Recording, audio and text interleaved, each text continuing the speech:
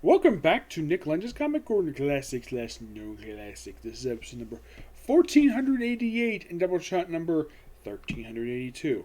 I have two things related to Iron Man. First is a trade, and I'm also going to discuss the last 7 issues of this run.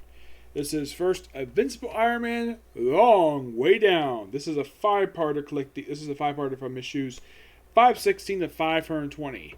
Yeah, according to the current Marvel Legends numbering, this numbering is not accurate. Nope, it isn't. Yeah, because according to the guess this actually was a misnumbering. Yeah, I'm not really sure why they misnumbered this book for, but they did. So 516 is actually 519. So if you think about it, though, by this volume ended, it wasn't 527, it was actually 530. So you have, instead of 516, 520, you have 519, 520, 521, 522, and 523. Excuse me. Basically, in a way, this is sort of a downward spiral for Iron Man. Now, you're probably noticing about the suit he's wearing the cover. That's actually James Rhodes' suit, and if you're curious to who is actually holding his neck, this is, I can get the thing to work here.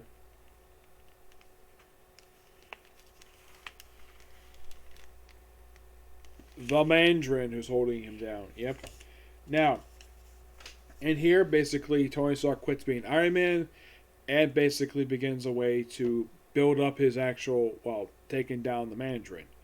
Where he also, James Rhodes is active this time, basically wearing this particular suit here as Iron Man 2.0. He basically first put on the suit back in 2011, and they actually, in this book, as part of this, they put him back in this book because they actually faked his death, actually.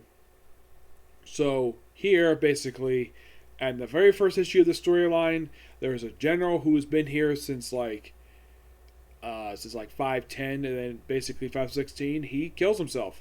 Yep, he dies, and he's never heard of him again. He never is resurrected. Nope, never heard of him again. And also we see return of Doug Johnson, who attempts to return as Detroit Steel. And he's killed off in this storyline too. I'm like, wow, 2 characters killed off in the span of 2 in just a few issues. Yep, though by the end of the storyline, we actually have Iron Man agreeing to work for the Mandarin. And okay, I'll do that. You can do that, but call me Master. And he's like, Master. That's kind of how the thing ends.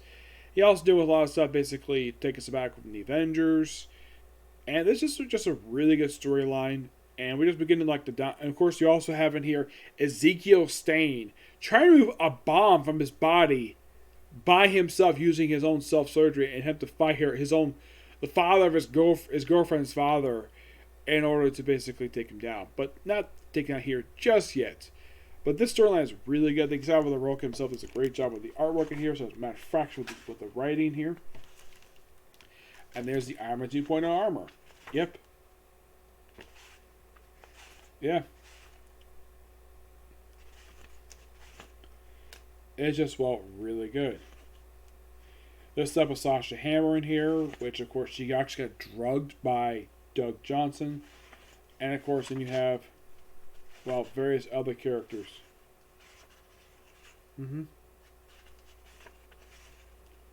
Aside from the whole thing, and, of course, you also have Tony who removes the extremis from his body. Yeah, the extremis is completely removed from his body, thus basically making, So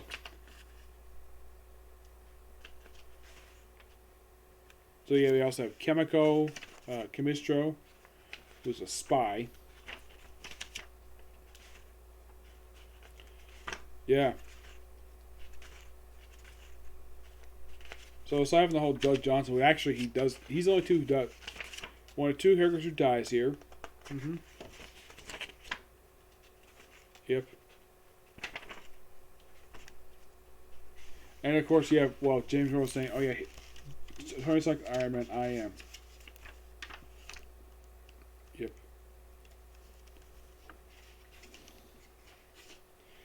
Yeah, this just is overall really good stuff here. I think Matt Frax just outdoes himself with this stuff here.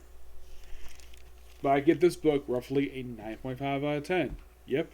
Now, get out the stupid ad here. Hide that. Alright, next up is The Future. from Invincible Iron Man 527, 521 to 527. The action number for this one is 524 to 530.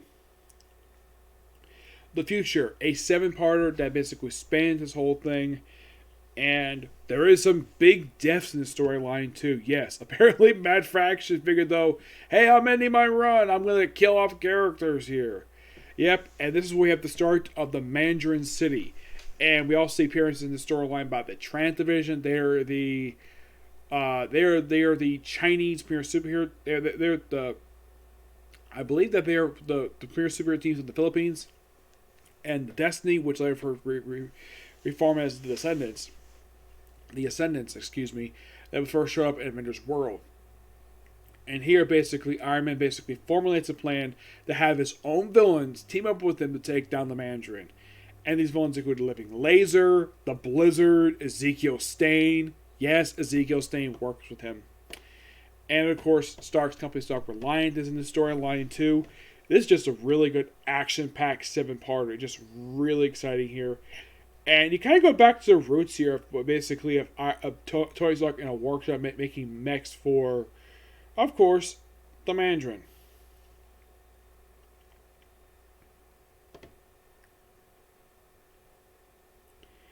Yeah. And of course, we're just biding our time until Tony Stark basically takes down the Mandarin. Yeah, we just bide our time. Mm-hmm. And of course, you have Sasha Ham put on her own Detroit steel armor. Yeah, I'll be getting to more of that. Mm-hmm. A lot of good action here. With Rescue working with Iron Man 2.0.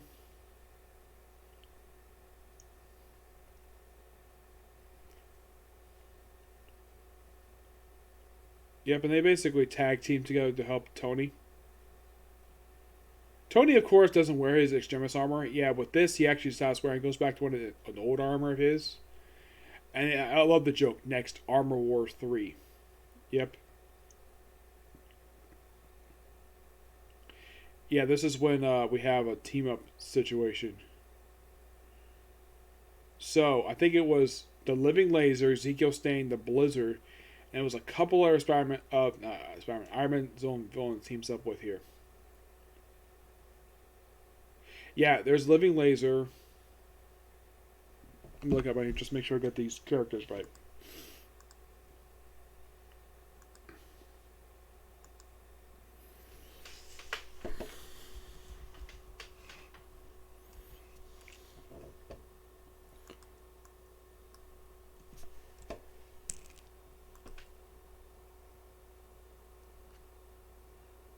It's Whirlwind and Blizzard. Yep.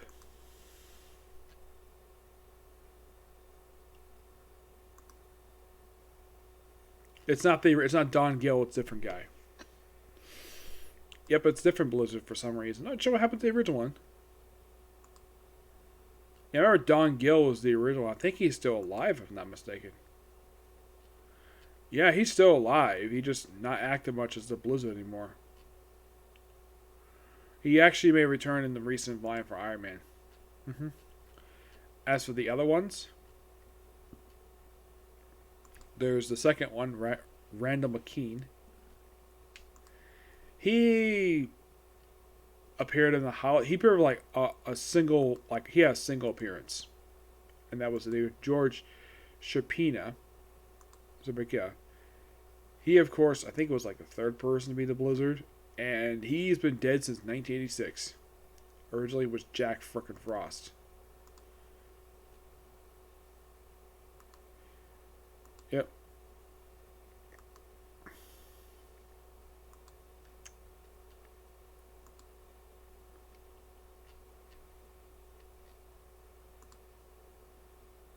Yes, they team up to take down the Mandarin. Yep, taking down the Mandarin. Beginning and the end here. Reach 525, and no, this is not a double-sided issue. Normally this would be, but nope. Not a double-sided issue. Yep. And of course, Iron Man and his group basically fight all of Tony Stark's Mandarin's goons. Basically you have Mrs. Rhodes, basically Rhodey's mom. Yes, his mom. You get to the it's like, oh, boat, time to put on my armor again. Yep. And of course, you have big, humongous battle here. Deal with the Transdivision and the Destiny for this big, epic battle. But 526, we start to have some deaths happening. Oh yes, we have some deaths. In this issue, the fourth Blizzard gets killed. Yep, he gets killed in this issue. But there is one big death, and my friend Edgar was not very happy with this death.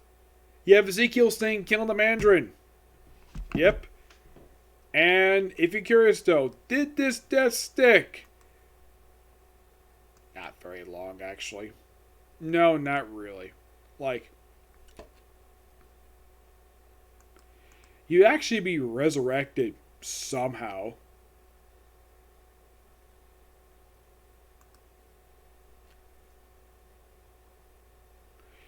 He was brought back 6 years later in the first issue of the relaunch of Punisher back in 2018 by Matthew Rosberg. He brings the guy back, and then he dies. He gets killed by the freaking Punisher.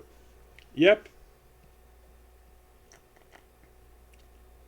And then in the final issue of this run, we're not done killing off characters. Oh no, we're not done yet. In the final issue of this run, we have this one-shot guy who just appeared. This guy here with the suicide vest. Yep, this is his sole appearance. He just appears just for this one issue, and that's it. Because Matt Fraction, and we also have a basically lasts for a while of Maria Hill. After this issue, she has not returned again until one issue of Bendis' run, and she appears like 2 more times in Iron Man after this, and that's it. This also is the first time she's appeared in this book since the Stark Reliance storyline. Excuse me. Yep. I'll review exactly what these characters have been up to since then. So, we have a return of one of the Ultimos. This Ultimo is actually his second appearance. This Ultimo appears in one appearance, and that's it for him. Yep, and we have another death here. Justine Hammer, Sasha's mom, and the daughter, and well, of course, she's also the daughter of Justin Hammer. She gets killed, and Tony Stark does not know anything about his death though, and he decides to take a vacation, and that's it. Now here's something you should know. Okay, so Justine Hammer, still dead, never brought back. Sasha herself would not appear again until about a few issues of Black Panther that were released in 2017. So she appeared again for 5 years. As for Ezekiel Stain, however, he would not return again until also Black Panther, but this time in 2016. So roughly 4 years later, we'll also make a guest appearance in pages of Thor. And aside appearing in Black Panther, he never returned to Iron Man ever again. Nope, never did. Now, as for some of the other people who appeared in the final issue of this storyline, like take for example, Bethany Cabe. Yes, Bethany Cabe, who was brought back thanks to Matt Fraction in this run. She would not return again for 6 years until Dan Slott decided to dig her up, put her as a supporting character in the Tony Stark Iron Man series. Yep, but some of the characters like Bambi Amagus, who was previously Tony Stark's secretary. Yeah, she actually returned in one issue of Karen Gillian's run, and that's it for her. Carson Witchy, I think it's how you pronounce the guy's last name. Yeah, Creation Manufacturing, and he would also make an appearance in one issue of Karen Gillian's run. Walter McKean. He, of course, would stop appearing in comics after this, because this issue here was the last time he was seen. Of course, that was like 9 years ago. Timothy Kaba, he's one of the people who used to work in the Trans Division. He himself, after this run wrapped up, he would also make his next appearance in Iron Man 516. As for Pepper, she actually wouldn't do a lot per se. No. Oh yeah, and also in the finale for this issue, they also destroyed, Jarvis. Yes, the AI that was in her suit. Yeah, that got wrecked. And this Jarvis was named after the one appeared in the MCU. Yeah, that got destroyed here. And it never. I don't think she got replaced in one. Like, Raph, this one, she did appear, like, for the very first. She appeared for one issue AVX, the first story Karen Gillian's run. Popped up for a few issues here and there. Mostly, like, a lot of one-off issues here and there, like Avengers Wartime, Harley Davidson Iron Man. Appeared in sporadically in Superior Iron Man. Basically, appearances were very sporadic, like more Invincible Iron Man Volume 4 when Reed was in charge. One issue Amazing Spider-Man. Avengers Back to Basics. 2 more issues Amazing Spider-Man, issues 9 and 10. 2020 Rescue. And, of course, Iron Man 2020. Yeah, it's basically here and there for her. But not a lot, but she still occasionally appeared. Yep. But what about the company Resilient? That popped up a couple times over the years. Its most recent thing they mentioned of it is it got absorbed into Stark Unlimited. Yep. And what would Tony Stark do after this? Well, the book got relaunched number 1, and he had to deal with the return of the Extremis virus. Which also in the very first issue of the relaunch run, Mari Hansen was brought back, and she died. Yep. But in my case, my final thoughts of Karen Gillian's run, Matt Fraction's run for Iron Man. Yes, when you think of runs for Iron Man, this is one of the more longer runs for Iron Man. This was also probably by far the longest one for Iron Man in several years, because when I started reading comics, this guy was not the writer of it. Oh no, it was whoever was writing Iron Man Volume 4. They kept changing writers that one. Yep. This is probably the first consistent writer Iron Man's had, not changing writers like Iron Man Volume 4 kept doing for some stupid reason. Don't really know why. Yeah, Iron Man Volume 3 also counts as the same thing too. But I've actually had a precedent, basically, where if a writer starts a book, they actually do the entire thing. He was also the first of 2 writers to write the book and then basically have the book restored to its triple-digit numbering. The other writer who did that was Brian Michael Bendis. Yep, because his run that came immediately next was Karen Gillian's run. Had a pretty good start to it. It basically had a drop off with the sequel of Tony Stark, which people hated. From what I heard, some people I've heard, they actually hated the conclusion of this. And the book got a little better after that, and had a very weird ending to it. And then he had that really bad tie into Original Sin, where, oh yeah, apparently Tony Stark was responsible for the creation of the Hulk. And of course, you have Superior Iron Man, which the storyline was never concluded. It just abruptly ended at 9 issues. Heck, people asked Marvel, like, a question that was rolled around, and still has not been answered. And it's been 6 years. Like, in Superior Iron Man, thanks to Access, Iron Man got turned into an eagle. And at the Secret Wars, he's back to normal. For no reason. Yeah, despite the fact I had a pretty good start to it, I like the first story that Bendis had for it, but man, they never about to explain how the heck he got his version reversed. I mean, in the case of Sabretooth, they got his version reversed in the finale for Weapon X, and Havoc in X-Men Blue. But Tony Stark? Nope, they never properly explained it. He's a good guy again. Despite the fact he was evil. And charged people like to use his silly app he created in Superior Iron Man, where you're charging them, get this, like almost $100 like a week just to use this damn thing. What was the app? Make people look nice and pretty or handsome or beautiful. Yeah, it was quite dumb. Yep, and after Tom Tiller had to abruptly end his run, you had Bendis for a few years, and then you had Dan Slott, and currently is Chris something. I don't remember his last name. It is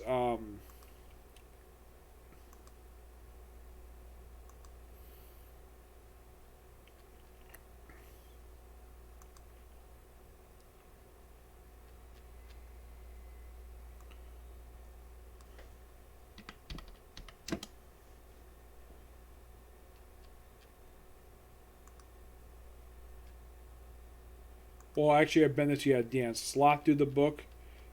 And then after Dan Slott wrapped up his run with Iron Man 2020,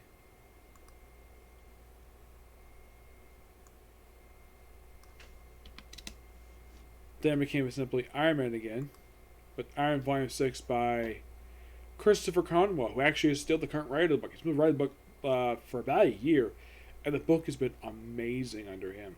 I've loved the guy's run. Yeah, it makes feels like when you read this book, it's almost like if you didn't like Karen Gillian's run, or Brian Michael Bendis' run, or even Dan Slott's run, this one definitely is for a lot of people who are basically Iron Man fans. And Matt Fraction clearly loved writing. Well, I can tell he loved writing this character. He put a lot of good stuff in this book. He basically made the book so good to read. And I know for Edgar, he's not really a big fan of this run, mainly because they killed off the Mandarin. Yeah, they killed off the Mandarin. They kept him dead for 6 years. Which, for some characters, that's actually a bit of a surprise, given how big of a character he is. I mean, come on, 6 years to keep a villain dead? 6 years! And that really, really happens. Like, some characters die and they come back 1 year later. I mean, recently they brought back, like, characters like Electro. He's been dead for 5 years. Or, let's see, what was another one? It was, Flash Thompson, been dead for 3 years. Or in the case of late last year, bringing back the Watcher. And he was dead for the same amount of time that Mandarin was dead for. 6 years. Though he wasn't killed off right away like the manager was. Yep. So yeah, that's a particular view. Now, I should point out though, I love Matt Fraction. I thought it was amazing. Like, reviewing this run basically just made me so happy. Because I got a chance to review something from an era I like of Marvel Comics. Basically, from the era when I started reading comics. Nothing against basically self-published since like 2012. But it felt like basically 2012 was the end of an era for Marvel, because you didn't have books get canceled too quickly, or in the case of, let's say, like having massive relaunches like we have nowadays. Though some books have raised their button for stupid reasons, because Marvel think, oh yeah, let's just do it because of money, and think, oh yeah, a new number one, draw people away, basically give those big numbers, but not really. But yeah, that's a particular review. Stay tuned for my review today for Miss Kobayashi's Dragon Maid, and possibly our Comic Corner. And if I get time to, Fairy Tail. Okay, next video. Bye.